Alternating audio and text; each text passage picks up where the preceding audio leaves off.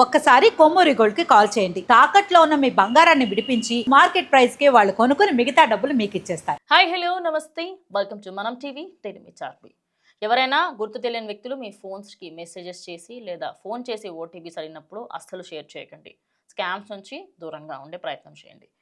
అయితే మేడ్చల్ దగ్గరలోని మల్కాజ్గిరి దగ్గర ఓ ఇన్సిడెంట్ జరిగింది.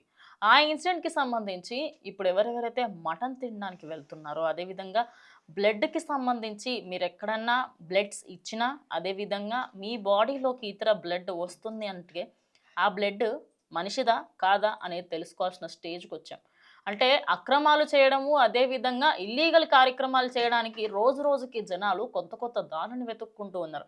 అయితే ఇదే క్రమంలో మనకి ఇంకొక విషయం బయటకు వచ్చింది. అయితే ఈ ఏరియాలో ఓ వెటర్నరీ డాక్టర్ ఓ మటన్ షాప్ అయిన రోజువారీ మేకలు గొర్రెల రక్తాన్ని తీసుకొని ఆ రక్తాలను ఆ వెటర్నరీ డాక్టర్ ఎవరైతే ఉన్నారో ఆయనదే మనుషులలో ఆ బ్లడ్ని ఎక్కించే ప్రయత్నాలు చేస్తున్నారట.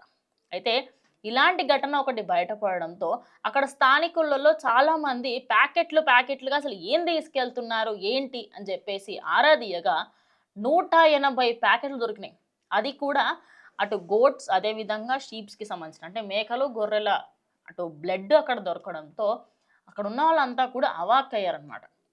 అయితే ఆ బ్లడ్ని తీసుకువెళ్ళి అటు హ్యూమన్స్కి సంబంధించి కూడా యూజ్ చేస్తున్నారని, అదే కాకుండా ఆ వ్యక్తులు ఆ డాక్టర్ ఇంకా ఈ మటన్ షాప్ వాళ్ళిద్దరూ కలిసి గత కొన్ని రోజులుగా ఈ కార్యక్రమాలు నడుపుతూ ఉండడంతో ప్రజెంట్ అది పోలీసుల కంట చిక్కిన వెంటనే అక్కడికక్కడే వాళ్ళని నిందితుల్నిద్దరిని పట్టుకోవడం కూడా జరిగింది.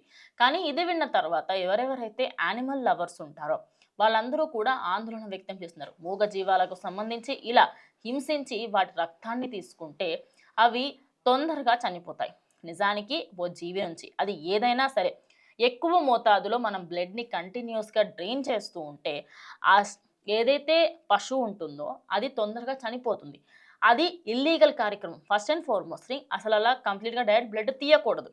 ఎప్పుడైతే మనకి మటన్ కోస్తామో అప్పుడే ఆ బ్లడ్ అంతా కూడా తీస్తారు నార్మల్గా. కానీ కొందరు ఏంటంటే కావాలనే ముందస్తుగా తీసేసి ఈ బ్లడ్లను సరఫరా చేయడం. ఎందుకంటే ఈ బ్లడ్లో ఏవైతే ఆ బ్లడ్కు ఉండే క్వాంటిటీ ఉంటుందో అది 30 రూపాయలు 40 రూపాయలు ఆల్మోస్ట్ కేజీ 100 రూపాయల వరకు పలుకుతుందన్నమాట. దానికి గల మెయిన్ రీజన్ ఏంటి అంటే మనకి ఎప్పుడైనా ప్లేట్లెట్స్ పడిపోయినప్పుడు చాలామంది డాక్టర్స్ కూడా దాన్ని సజెస్ట్ చేస్తూ ఉంటారు.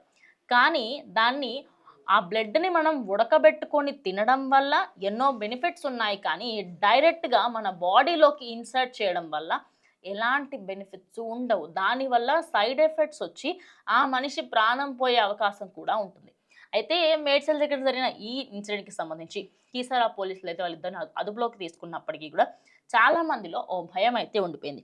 మెయిన్ థింగ్ ఏంటి అంటే ఇప్పుడు 180 ప్యాకెట్స్ దొరికాయి. అంటే దీనికంటే ముందు వాళ్ళు ఎన్ని ప్యాకెట్స్కి సంబంధించి వాళ్ళు అంటే ముందు ఇంకెన్ని తీసుకున్నారో వాటికి సంబంధించి ఇంకెలాంటి డీటెయిల్స్ లేవు కదా. అంటే ఎన్ని రోజుల నుంచి నడుపుతున్నాయి, నెలల నుంచి నడుపుతున్నారు అనేది కూడా ఎలాంటి క్లారిటీ లేదు. అయితే ఈ వార్తకి సంబంధించి మనకి తెలిసిన దాని ప్రకారంగా చూసుకుంటే ఈ ఎక్స్పోర్ట్స్ అండ్ ఇంపోర్ట్స్లో కూడా ఈ మేక రక్తానికి మంచి డిమాండ్ ఉంటుందన్నమాట. ఆ మేక రక్తం నుంచి కొన్ని మనము ఏదైతే తాగే వ్యక్తులకు కానివ్వండి లేదా మెడిసిన్స్లో ఆ కొన్నిట్లలో వాడుతూ ఉంటారనైతే ఒక రీసెర్చ్ ప్రకారం ఒక దగ్గర చూశాను.